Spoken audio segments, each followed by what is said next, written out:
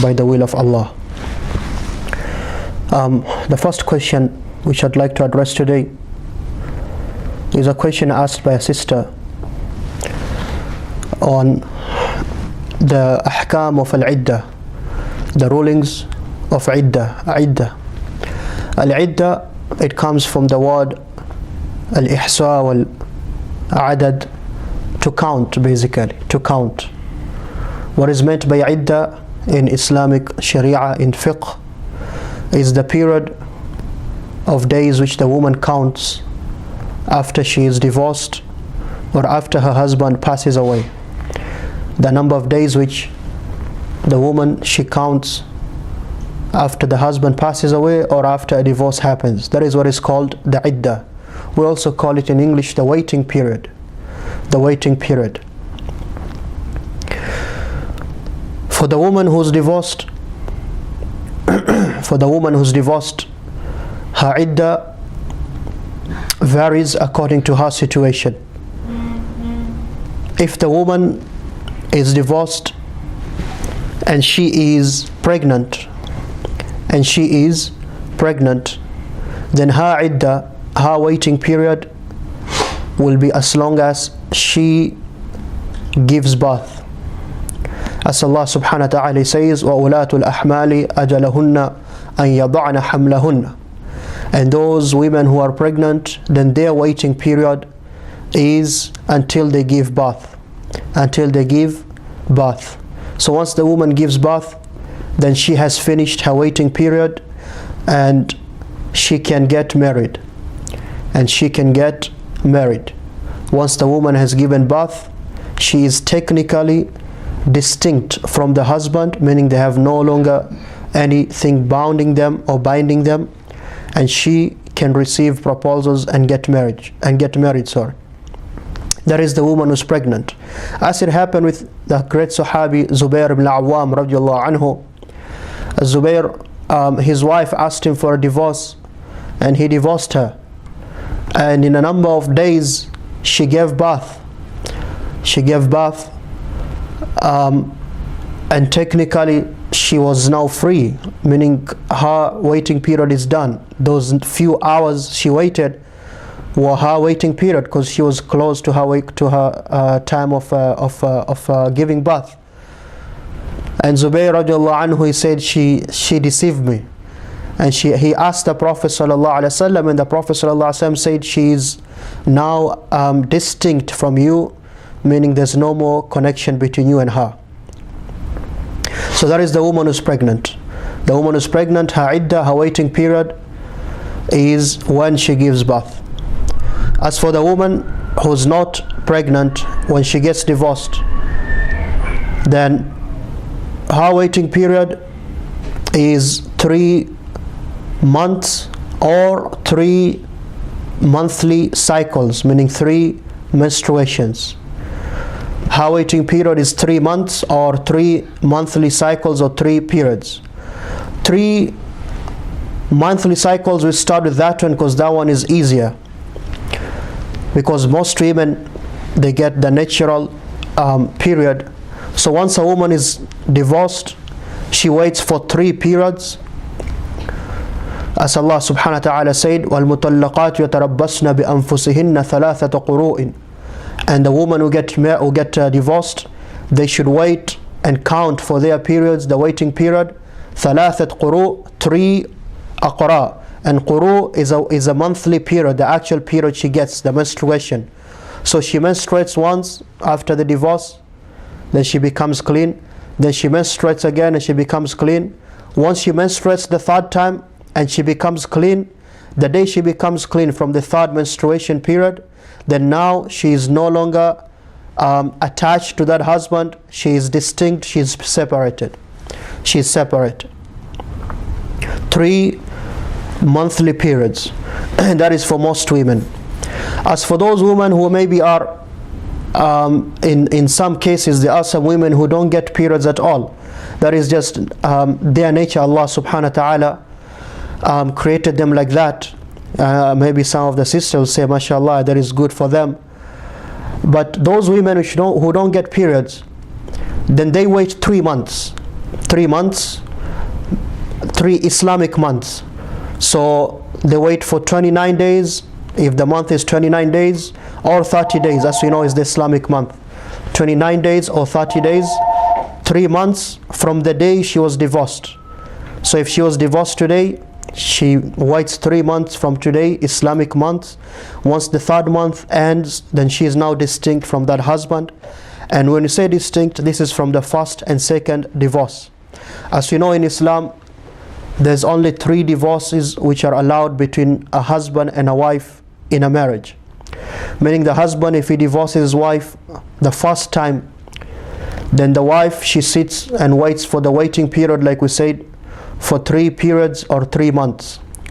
If he did not take her back within those 3 periods, if he did not take her back, then she becomes a strange woman and she is no longer attached to him in any way.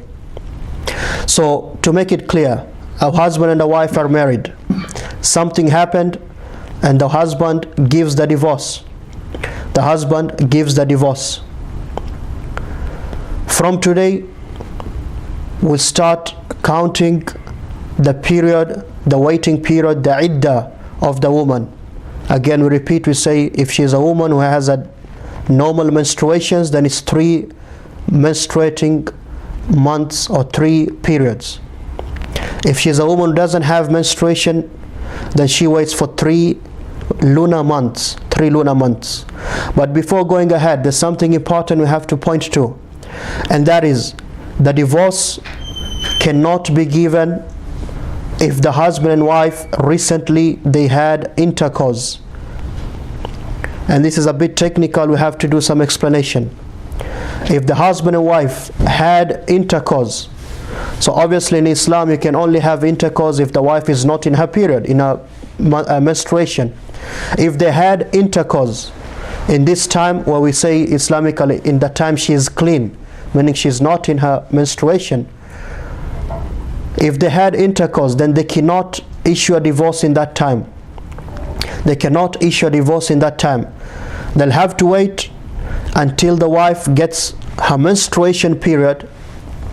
Once she gets her menstruation period, whether it is 6 days, 7 days, 8 days, whatever it is, once it ends, when she becomes clean, now the husband can give the divorce and it starts from there. And if they happen to have intercourse once she becomes clean, then they have to wait until the next period. So in summary, the divorce cannot be given in times where they had intercourse in one clean period. They have to wait until the wife gets her menstruation.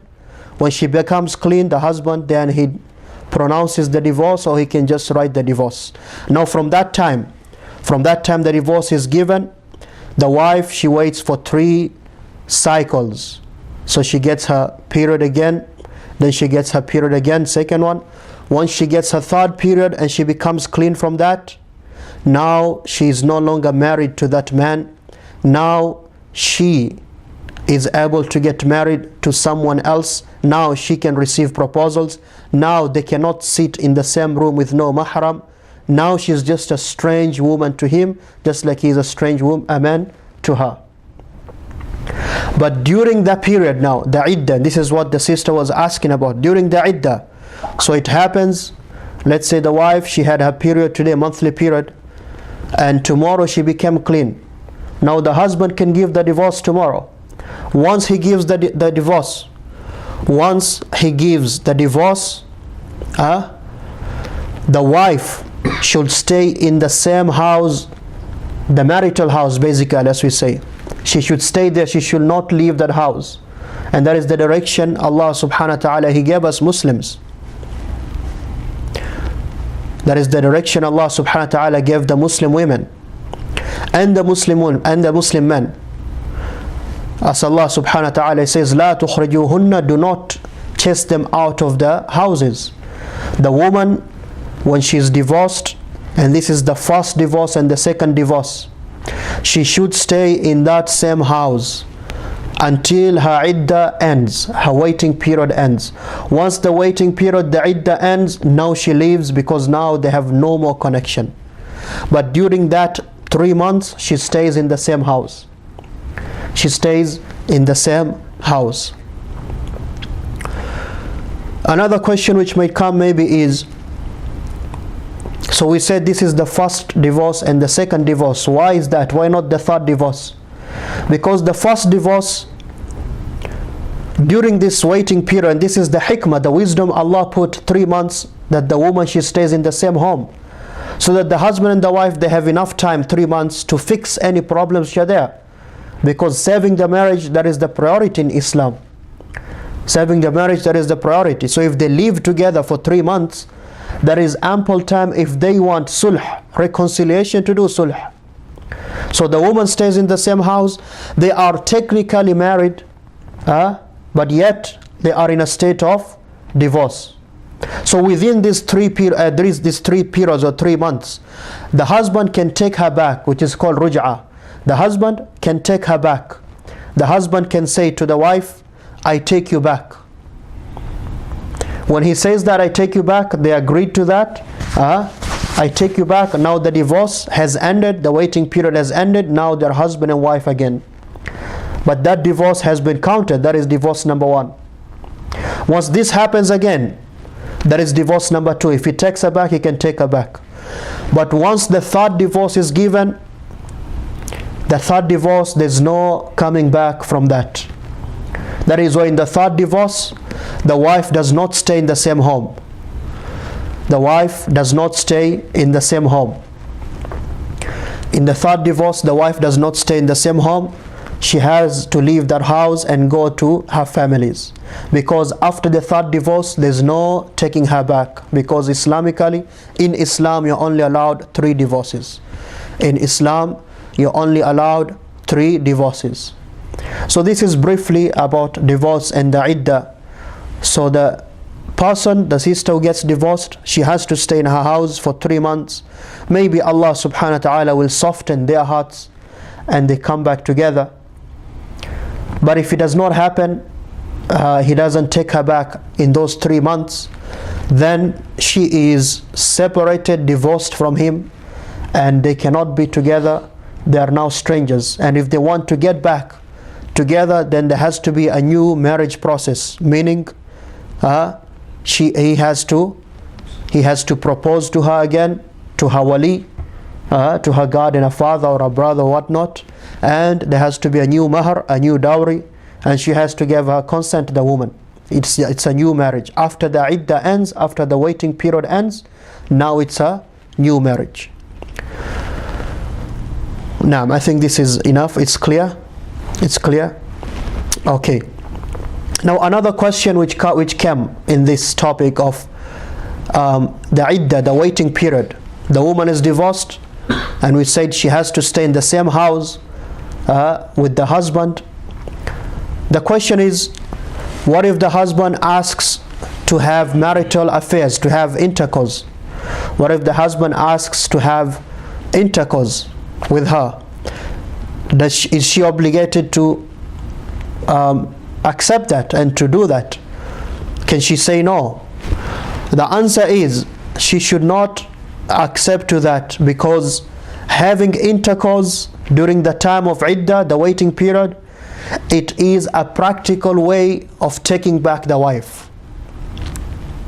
Having intercourse during the waiting period is the practical way of taking back the wife. There's the verbal way, where you say, okay, I take you back, my wife. Alright? When you say take you back, we said, okay, now the divorce has ended, it's counted, that's number 1, but now you're back, your husband and wife. And the second type of taking back your wife is by practically, which is intercourse. So the woman and the husband who are in the waiting period, if they have intercourse, that is a practical way, a consent of saying, okay, I'm taking you back. And now you are married again. You are married again, and the first divorce has ended. Do you understand? You understand? So the woman who's in her waiting period and she doesn't want to go back to that husband, then she should not agree to have intercourse with him. She should not agree to have intercourse with him. Wallahu a'lam. The next question, the brother he asked,